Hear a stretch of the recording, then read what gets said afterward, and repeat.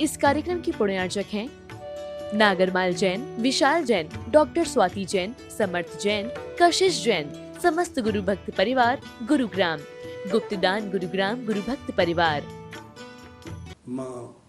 नमश्री वर्धमानाय निर्धूत कलिलात्मने सालोकानां त्रिलोकानां यद्विद्या दर्पणायते। महानुभाव, भारत के अंदर दर्शन शास्त्र में भाग्य और पुरुषार्थ की बहुत चर्चा है।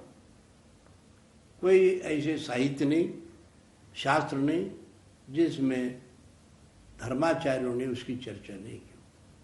और जैन शास्त्र में तो बड़े बड़े आचार्यों ने अपने ग्रंथों में भाग्य और पुरुषार्थ की खूब चर्चा की है।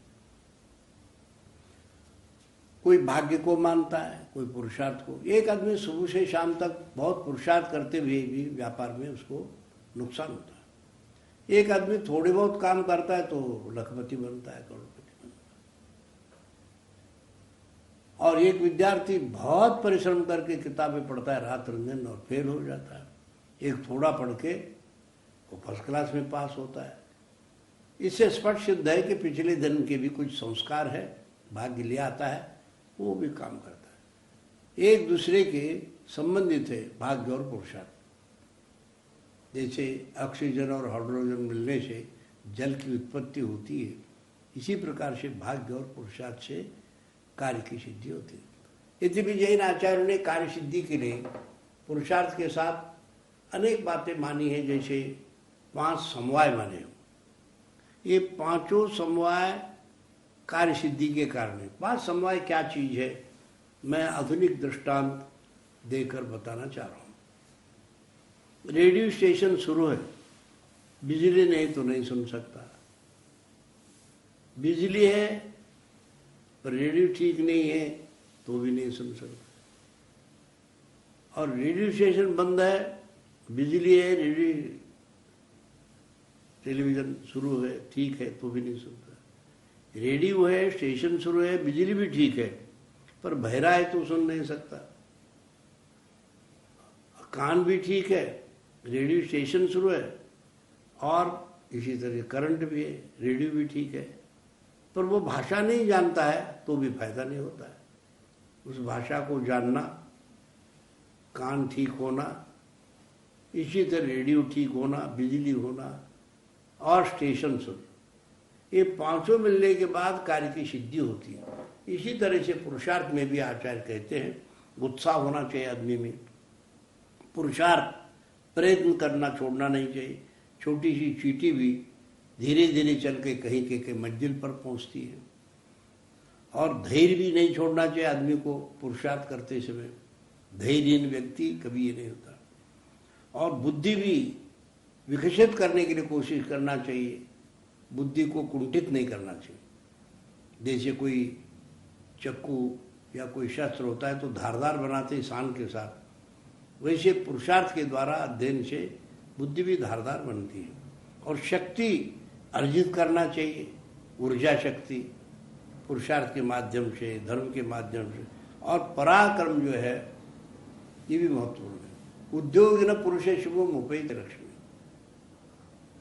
जो शुभ जैसे पुरुषार्थी आदमी है, उद्योगी पति बन सकता है, धनपति बन सकता है, सुखी रह सकता है, परोपकार, सेवा इत्यादि के द्वारा भी वो ये कर सकता है। 2 भाग्य और पुरुषार्थ के एक छोटा सा सब लोग समझ सके एक दृष्टांत है। 2 आदमी थे, दोनों के हाथ में गिलास, आधा आधा गिलास दोनों के हाथ में दूध। एक बड़े सिर पकड़ के बैठा था,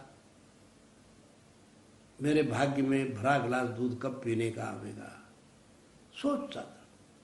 और दूसरा जो था वो ये कहता था आधा गिलास मेरा भरा हुआ है, आधा पुरुषार्थ से भरूंगा और पूरा गिलास पीऊंगा।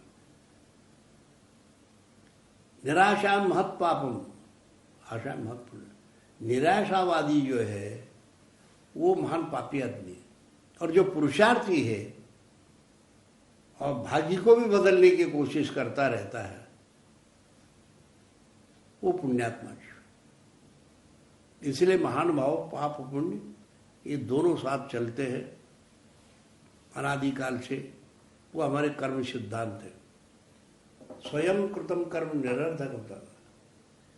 यदि भाग्य और पुरुषार्थ दोनों साथ देते हैं, हर कलाकार को, हर व्यक्ति को उसमें सफलता मिलती है। दूसरी बात, अपने शास्त्रों में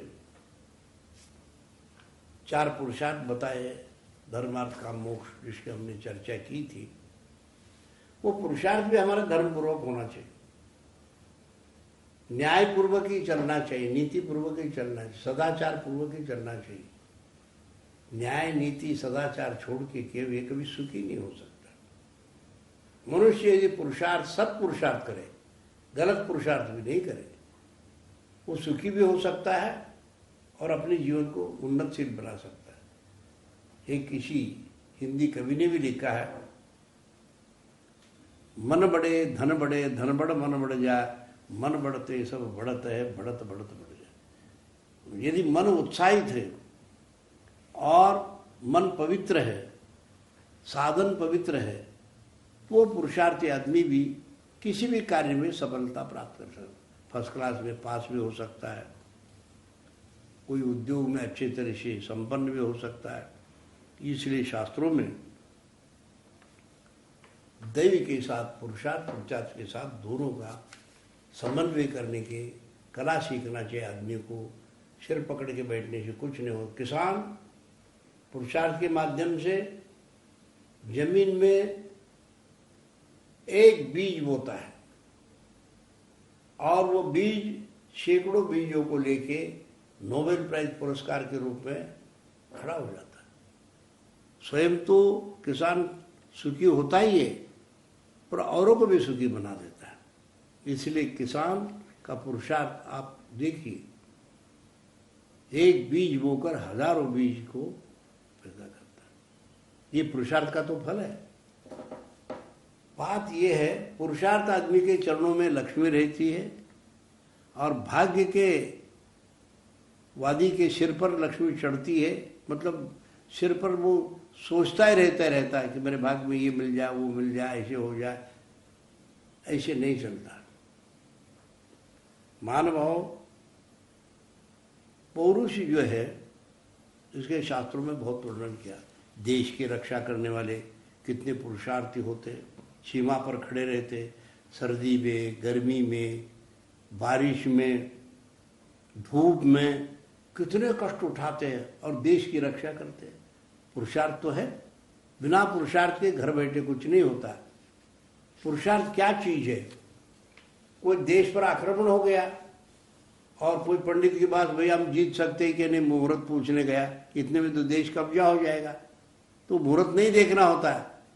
उस समय जो है देश रक्षा के लिए अपने को विरोध करना चाहिए और उसको ये गृहस्थों का कर्तव्य है।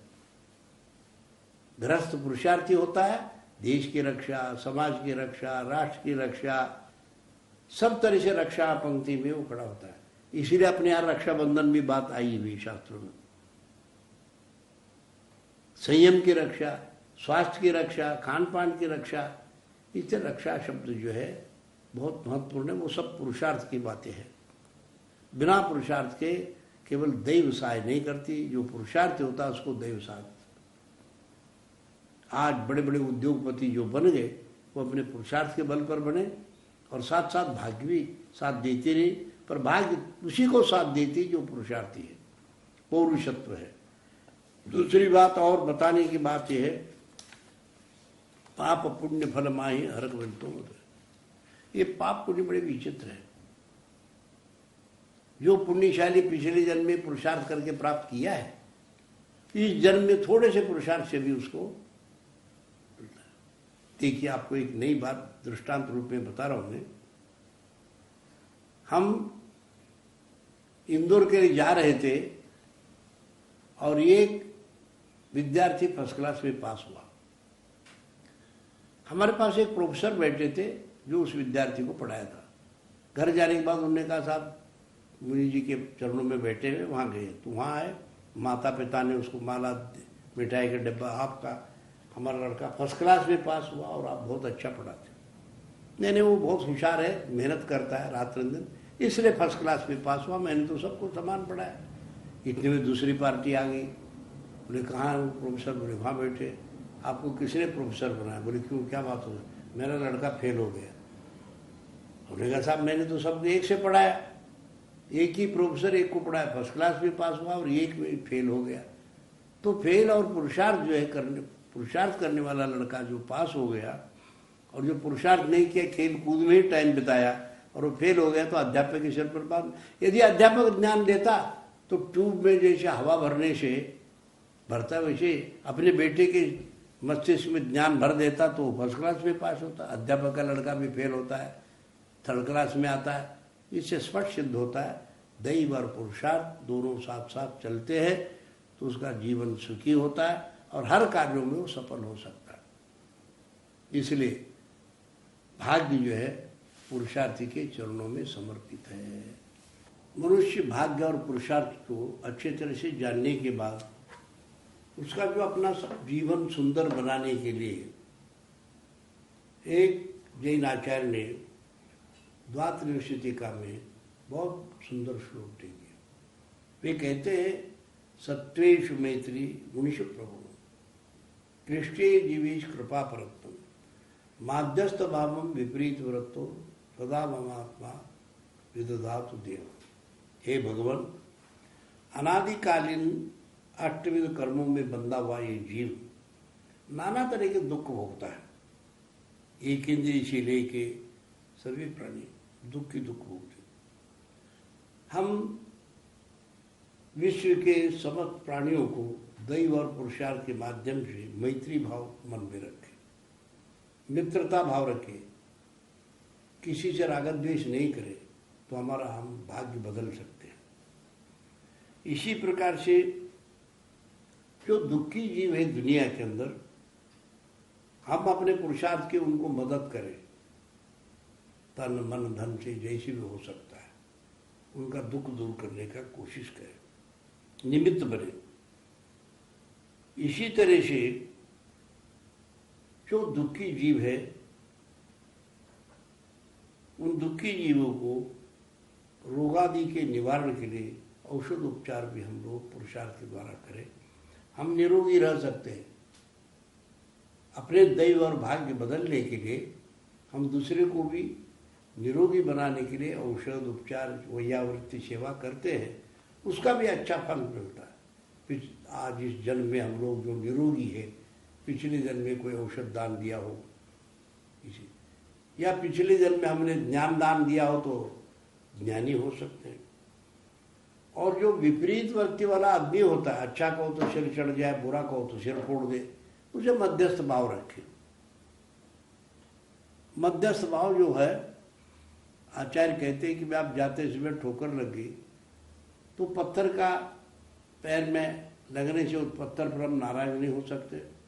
और सामने एक खंबा खड़ा था, उसको सहारा से हम गिरने से बच गए। न खंबे को हम मिठाई खिला सकते, माला पहना सकते, न पत्थर जो है उसको कूट सकते। इस तरह से हम लोग मध्यस्थ भाव रखें। जो विपरीत होता है उसके हम पुरुषार्थ करके अपने परिणामों को नहीं बिगाड़े, उसे लड़ाई नहीं लड़े, शांति से ही हम लोग उससे किसी भी समन्वय करते, समझौता करते हुए चले। ये भी एक पुरुषार्थ की बात है। और इसी तरह से जो मिथ्या दृष्टि जीव होता है, जो हमेशा विपरीत ही सोचता है, वो सरल मार्ग सोचता ही नहीं, उससे बच के रहना चाहिए। तो मैं अधिक न कहते हुए आप लोगों को यही कहूँ, सात्विक पुरुषों की संगति करें, गुणी लोगों के प्रति प्रशंसा करें और उनको साथ दें। इस कार्यक्रम की पुण्यार्जक थे नागरमाल जैन, विशाल जैन, डॉक्टर स्वाति जैन, समर्थ जैन, कशिश जैन, समस्त गुरु भक्त परिवार, गुरुग्राम, गुप्तदान गुरुग्राम गुरु भक्त परिवार।